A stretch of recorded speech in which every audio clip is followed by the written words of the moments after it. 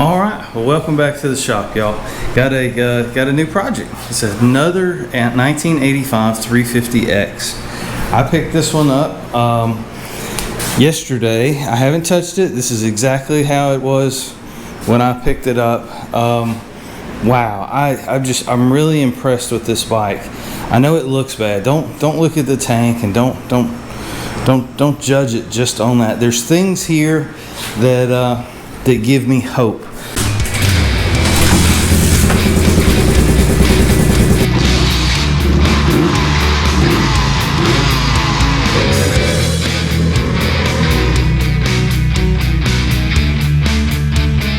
Wow, I'm really impressed with this bike.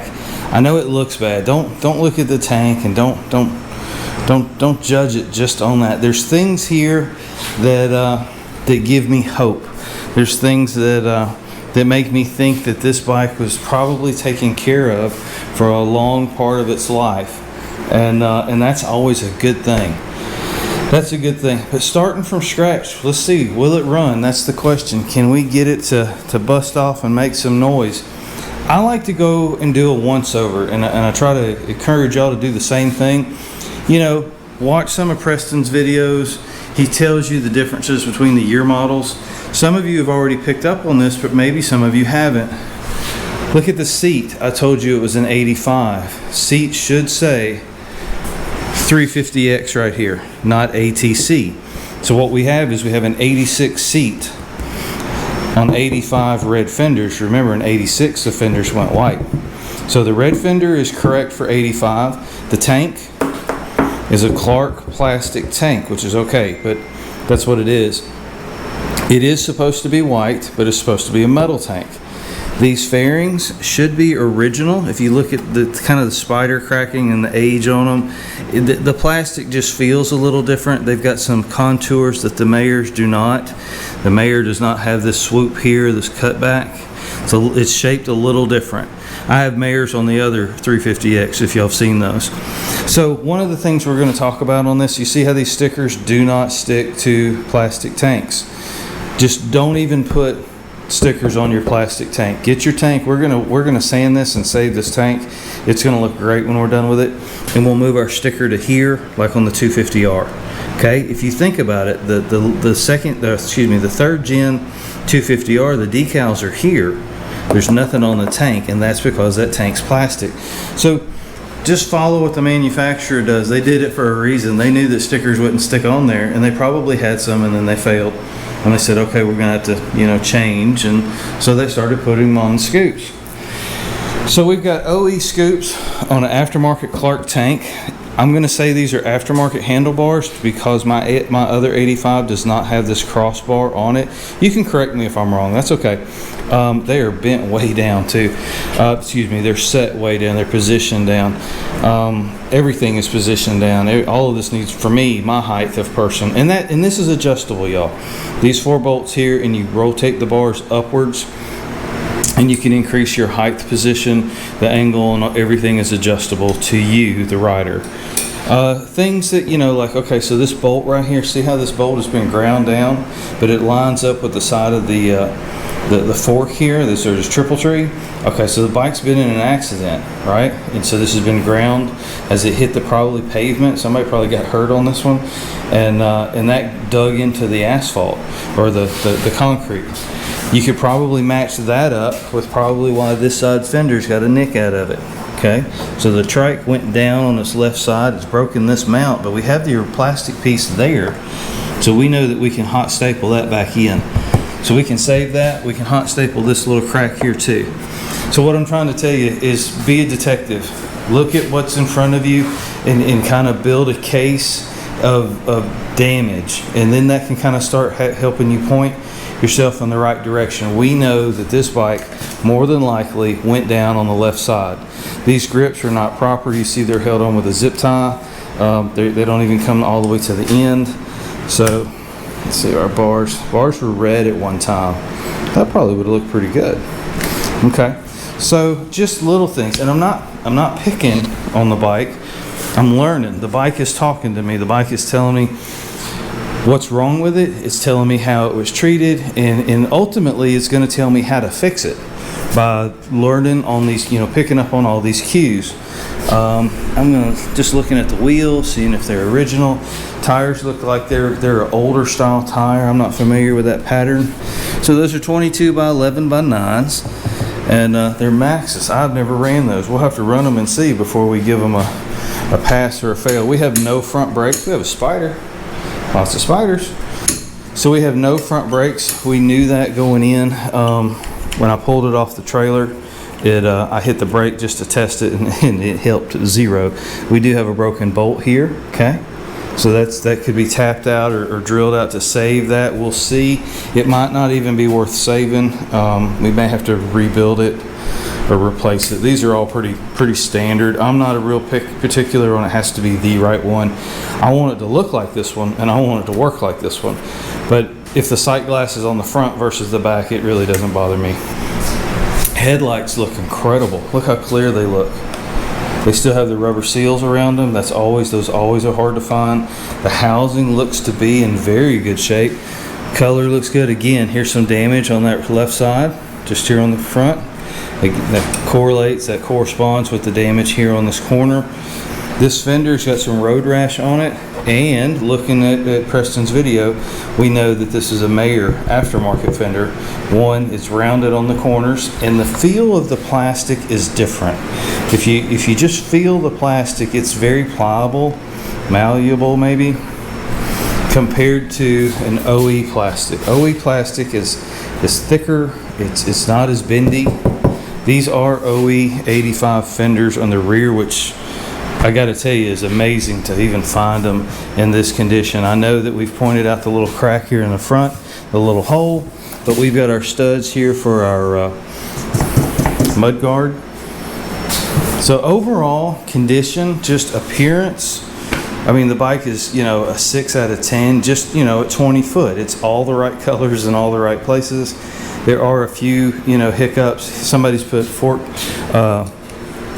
boots on it. Those actually look really respectable. The front end does not squeak, so the forks are in good shape, good repair. Wheel bearings. The bike is really tight, which is a great thing. I didn't feel any play in the front and the headset. I mean, here's what I'm telling y'all.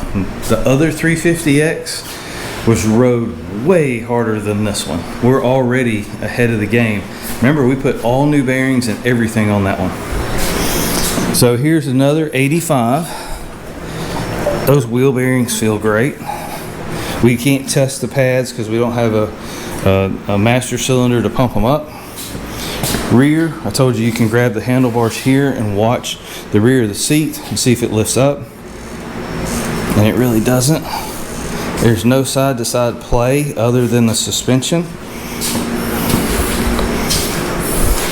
I'm just kind of testing it, Chain's loose a little bit. Yeah, wow, looking good. I'm gonna pull the rear fender and let's see what we're working with. Let's get down to the bones of it and see how bad off it really is. Now, if you look here, and this is always a telltale for a factory rear fender, is you have these embossed nutserts or threaded areas here, and that's what holds that very expensive rear mud guard. That I'm told that there are guys remaking them now. Also, this embossing here where this mount is thicker, and I can tell you when you bolt this to the chassis, it feels much more rigid than the aftermarket fenders. Okay, so right out of the gate, a couple of things. We got a 400EX carburetor. I can just tell by looking at it. The choke on a 400EX carb is yellow, and it's built different. It's not the OE carb. All of the factory wiring harness is in place. I mean, we are killing it right now, y'all. Killing it.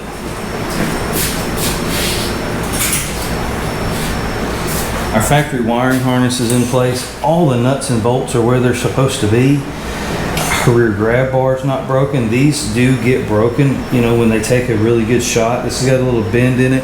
here in the back where my finger is, it's got, you know, something banged into it. The mounts here, the bushings are in good shape. This bike spent a lot of time inside. It was probably garage kept for a lot of its life. We don't have a lot of, none. There are no marring, you know, pipe wrench marks on the axle. It looks like we have the right bolts in the sprocket. Now that we know to look for that. The carrier is in good shape. The disc brakes there. I mean, I know it's dirty, and I show them to you dirty because this is how I get them. I'm not going to spend 30 minutes washing this thing just to find out that, it's unfixable or it's going to take, 6 months to fix. I want to get into them quickly. I want to look at them. If I can make them run, then that gives me encouragement to clean them up and to go further into the project. So it's time to open that dreaded air box. Yeah. Where's my gun at? Shovel? All right. Okay. So this is the tool you need for opening an air box for the first time. If anybody watched the 250R Will It Run, you'll know why.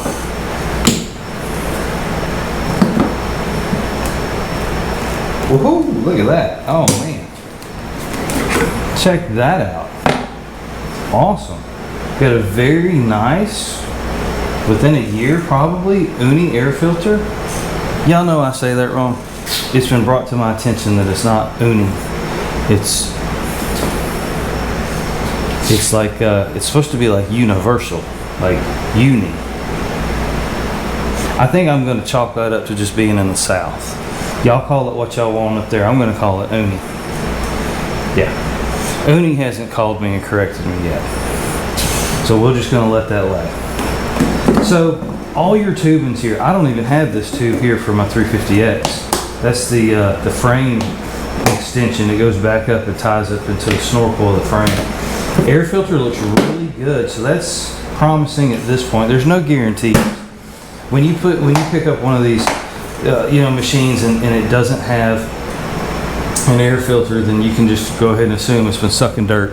But with an air filter, hopefully there's a chance that it wasn't.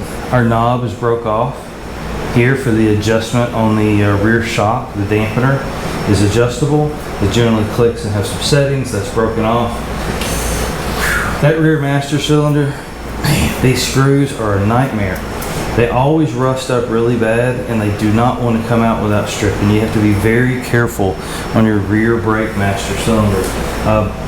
Please use a JIS screwdriver or at least a very good fitting screwdriver if you don't have a JIS. One of the other things that really jumped out to me too, actually, on this one, the OE sprocket cover is still on this bike. Now, I gotta tell you that is commonly lost on a lot of three-wheelers. It's a strong possibility this chain's never come off in a negative way. You know what I'm saying? Hasn't broken off. And this right here, when I did this, I instantly felt better about the bike. Whatever happens from this point on, it doesn't matter. Look how stiff this is. Now I know that those bikes that are really, really nice, they do that. But I've never seen a bike that looked this rough actually spring into position and lock. I don't know. It's nice. So while we're here, there's something I didn't notice. We are missing a bolt in the exhaust, so we certainly want to. It's the middle bolt here that bolts into the exhaust. This has the factory exhaust on it. I've never had a 350X with the factory exhaust in place. That's a good sign. I mean, it really is. It wasn't stored outside and it didn't rust out. It wasn't run a million miles and burn out. So having original parts like that, they're promising that maybe the fix on this is going to be relatively simple. We'll see. Check our carb. If you hear that tap, That's that slide coming all the way back down and bottoming out on that carburetor. You want to hear that. It's very important. If you don't hear that, then there's a strong possibility your carburetor is going to hang open when you first fire it.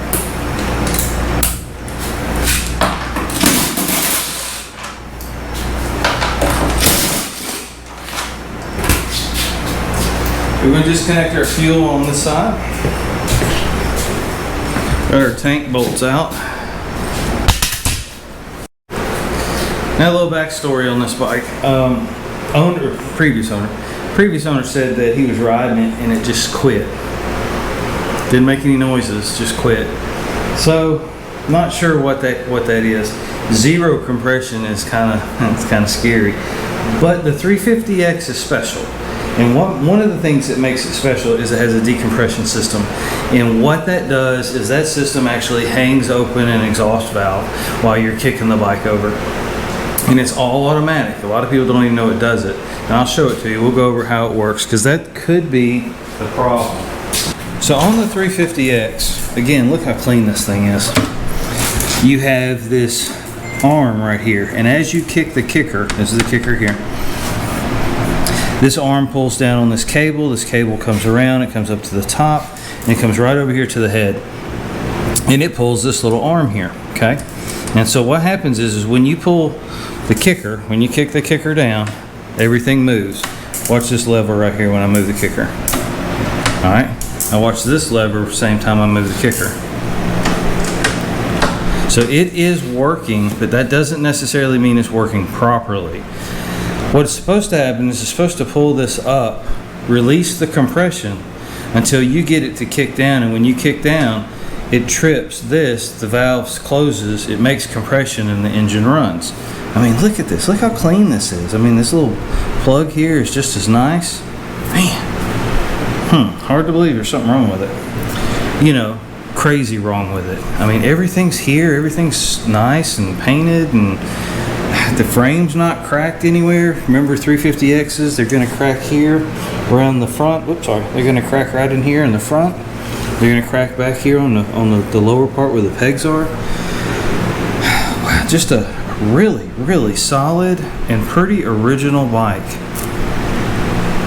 It's amazing. It really is.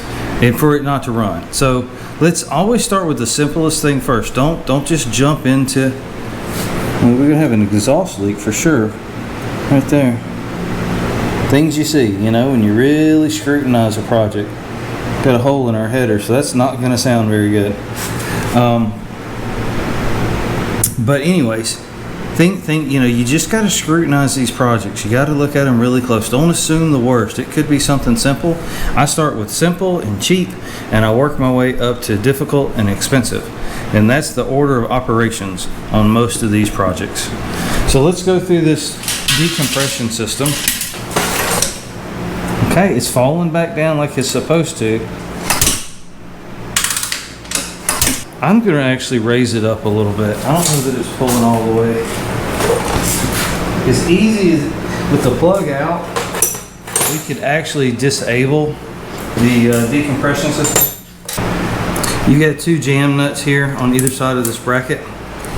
You just loosen them, and that actually adjusts the tension on that cable. And so by moving the adjusters you see here, by moving these bolts, you're actually changing when this picks up. If this is picking up too soon or too late, it's not holding the valve properly. See how much further it can go down now? I'm going to put the compression tester back in, and let's see if that changes anything.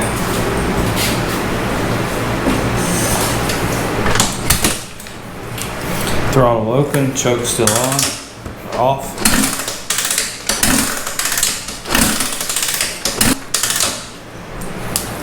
Nothing. Okay. I got sidetracked by a telephone call. Let's put a visual on this piston. Right down into the spark plug hole there, and we want to look at the piston, and we want to make sure it is going up and down like it's supposed to, and it is. cycling.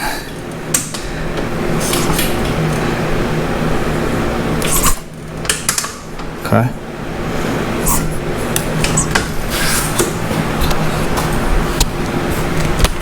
We found it.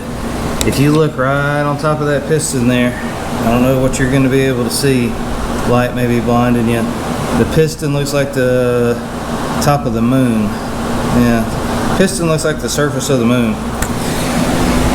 So what we've got is probably a drop valve or maybe a spark plug, you know, tip burn off or something. Something came in contact with that piston. The only way to find that out is to pull the top end off. On this particular three-wheeler, you can take the head off, but you cannot take the jug off. So I think what I'm going to do, I've already got 2 engines tore down right now. I'm going to stop right now. I'm not going to go any further. I have an idea what it is. That stinks. Motor's got to come out.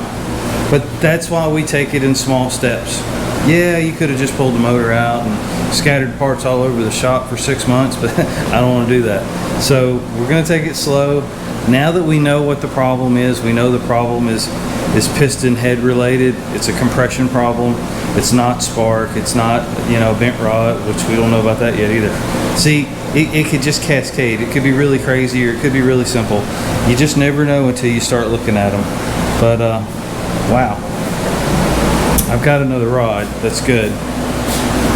We can order a piston. Okay. Well, we know what we're dealing with now, and that's the important part. Now we can make a game plan of what we want to do, and you know, it's wow, what a solid bike. You got to wonder what happened to it. You know, the story. We were told that it was riding and something happened. So I don't think the motor doesn't look like it's ever been into. So I'm going to say the valve broke or dropped the valve somehow. That's going to be my guess. The only reason that I'm even skeptical to say that is I don't hear anything or see anything bouncing around in there. You know, like if you had the top of a valve bouncing around, but no compression, zero compression is pretty big deal. It's generally a hole in the head or some component has catastrophically failed. So, okay. Well, now we know. 5 minutes later. All right, I'm not going to be able to sleep tonight if I don't know why this thing is not making any compression at all. It's you know, I'm just wired that way. It's going to keep me up. I've only had this happen one other time, and it was with a four-wheeler, Honda 350, 300, I don't know, something like that. Anyways, had a hole in the head. I don't think that's the problem here. I don't know what the problem is. I've rolled out the decompression system. Right now, I want to verify the valves. Are the valves moving? We got a broke rocker. Do we have a bent valve? Do we have a broken valve? It could be a couple different things. So what I'm going to do, and you can do this on any, really, engine, even cars for that matter, if you work on those sort of things, is what I'm going to do is I'm going to roll the engine manually by hand. And if you're not sure how to do that, you could use the kicker, but on this particular bike, but ideally you can come over here and put a ratchet and a socket on your crank, and then you can watch the valves. These are your rockers here, okay? And I've just pulled the covers here, the valve covers or rocker box covers, whatever you want to call them. And we're not set at TDC. I'm not trying to figure out what the timing is. That's not what I'm doing. What I want to know, what I want to verify and view is the valves themselves. Are they opening and are they closing? Okay, so our intake just opened up here. I don't know if you can see it. I hope you can. So our intake valve just opened up. It's sucking air. I can hear it sucking through the carburetor. That's a good sign. Our gauge is plugged in, so that's why the spark plug hole is plugged. The decompression system is completely loose, so it's not doing anything. Okay, we just made a revolution, Our valves, our exhaust valves are going down.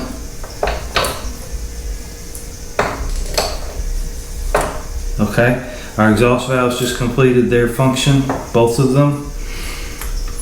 Now the intakes are going down together. That is weird. The flywheel's too rusty to see the T and the F mark. So what I'm going to do is I'm just going to roll the engine until the piston comes up to the top, which is where it's at right now. It's going down. Let's see what's opening here. All right, piston is at the bottom. We're making our revolution. Piston is coming up. Our intake valves are opening.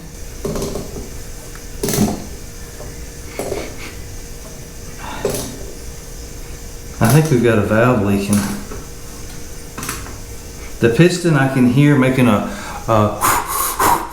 kind of sound, so it's moving air. It is sealing, but it is not building compression. All right, so everything's closed right now. So that should be TDC. Our valves are extremely tight. Maybe we've got a valve that's just over tightened and it's hung up, or they get out of adjustment. Everything's good and oily. That's good.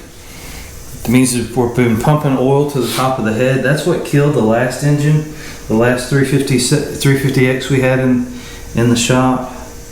I tell you what I'm going to do. Here's what I'm going to do. We're going to back these valves off until they're loose at TDC. And this is kind of a job here.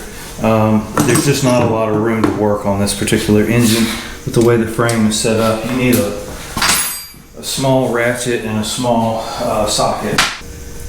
Now they do make a special tool, but guess who doesn't have one? That would be me. I'm trying to rule out every possibility that I can think of before I have to pull this engine out.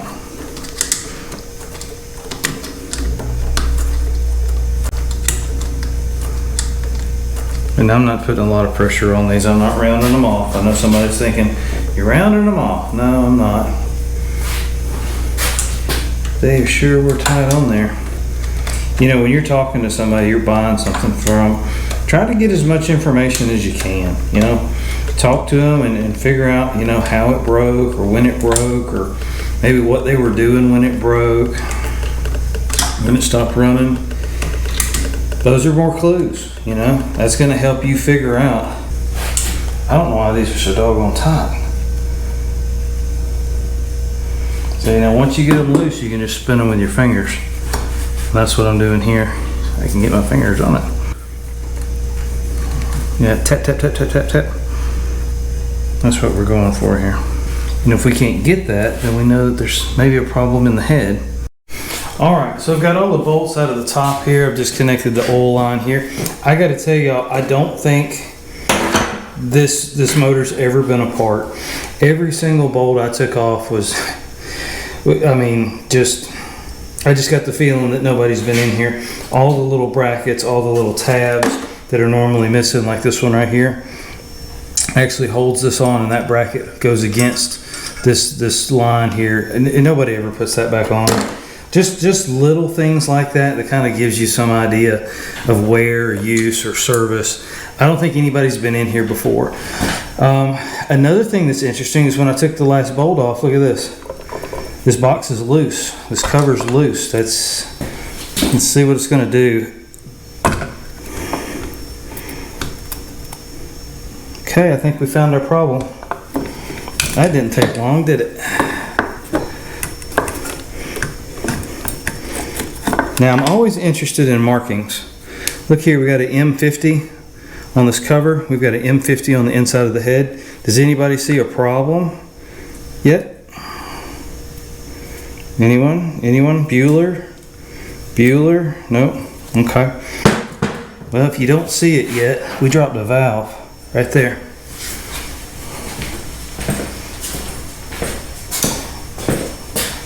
Now that valve was there.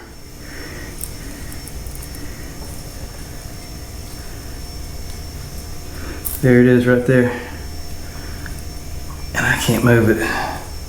That would certainly explain. Both keepers are in place. The valve's actually broken. Look at this. I see this is part of mechanic, and I know a lot of guys get upset and they get mad and that kind of thing, but this is part of the discovery. This is a part of figuring it out. You know, here's the keepers. Both keepers are in place. Both valve springs are in place. Everything seems to look good there. Our rocker box, you know, I was thinking there was something wrong with the intake. I was thinking that this had froze up the rocker arm on the intake. We've got a lot of wear right here. If you look, I don't know if you can tell it or not. These are actually indented. I think somebody did not adjust these valves properly and it has worn. Now luckily the cam is not too terribly bad. We're gonna, well, excuse me, the location of the cam. Got a nice oil galley right there, just slam full of oil. We got a drop valve. Right now it's hung up in the head, and that's as good a place for it as any. Yeah. Okay. Well, now we know. Now we know. The valve is actually broken right there. I don't know if y'all can see that or not. I hope you can. Right there. It broke off right there, right where the keeper was keeping it. That's it. So a couple things. What else we got going on in here? We got any other? You know, I mean, we're all pretty well informed on this channel. Where did that little sliver go that come off of there? It's not much missing, but it went somewhere, right? So now that's decision time. A top end will probably fix this bike. We know that we're going to need to buy a valve. They sell them in pairs of 2s, so we could get a set of valves or a pair of valves. Go ahead and pull it down. We're going to need to inspect the cam. We're going to certainly need to do that. We're going to need to replace the rockers. I don't even know if it's a replaceable item. If you can see right in here, that I don't think the camera is going to pick that up, but there is a little bit of indentation right there. I can feel it with my finger. If anything, it should be flat or arced, you know, or arched, but it's actually indented where that cam's been sitting against it. Yeah, somebody jacked these valves up's what happened. It's crazy. So while we're here, let's roll the engine by hand, because that's always fun. You can buy cams, that's not a big deal. We found out on the other engine, it's got a 350D cam. Okay, looks like a little flat spot right in. Oh yeah, that's bad. Well, it's not bad, there's worse, but I'll show it to you. If you look real close, see how that cam profile comes up and then gets a flat spot right here. Can y'all see that profile is flattened, which is the apex of the lobe, which is the most pressure is going to be right there on that apex, going against that finger on the rocker. So we're going to need a cam now, and this is how it works. So we don't have any lifters moving our valves. So actually, you know, this is really just going to tell us the cam condition. I'm going to turn the engine back the other way. And here's why. I want to verify timing. The seller told me he thought that it jumped time. So, a couple things. I get asked timing questions more than any other question about what I do. So on the 350X, you're not going to be able to see it, but I'm going to show you where it's at. Right now, we should be at TDC. And you see how rusted that flywheel is in there? There's no way to tell that you're at TDC. I can't see a T or an F or anything, okay? There might be something there, but I wouldn't bet on it. You know what I'm saying? I wouldn't be 100% certain. So we need to pull this stator cover, and we need to clean that flywheel.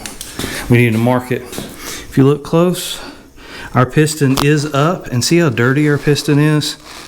It's got like stuff on it. I think it crunched that valve is what I'm counting on. So piston's up. Our cam lobe fingers are down. That's what I'm showing you here is the lobes of the cam are down. Our horizon line, if you look really close, I'm gonna try to hold all this with one hand. And I've tried to show you this in the last one. I don't know if I did a good enough job. Right here, there's a little hash mark right there. And there's a little hash mark over here, and that's called the horizon line. And it should sit right at the corner of this emboss of this head, right where the screwdriver's at, okay? With the lobes down, that line should line up there. And that little dimple right there is to the right of that bolt, and that bolt, keep in mind the engine's angled, but that bolt should be basically right through the center of the engine. So I am about a degree advanced right now. I can't do it by hand, but anyways, that should be straight up and down. So the engine did not jump time. Piston's at the top of its stroke. Cam chain is correct. It's interesting to me how easy this cap came off because none of the bolts did. And if you're an eagle-eyed viewer, one of them broke. I have never broken a head bolt off. I broke that one off tonight, y'all. And I even put lubricant on it and penetrating fluid, and I worked it back and forth, and I did all the good things a guy's supposed to do. Well, I'm going to be able to sleep tonight now. Now, but we're not out of the woods yet. We're close. For me, finding out the problem and being certain of the problem, that's half the battle. It's actually more than half the battle.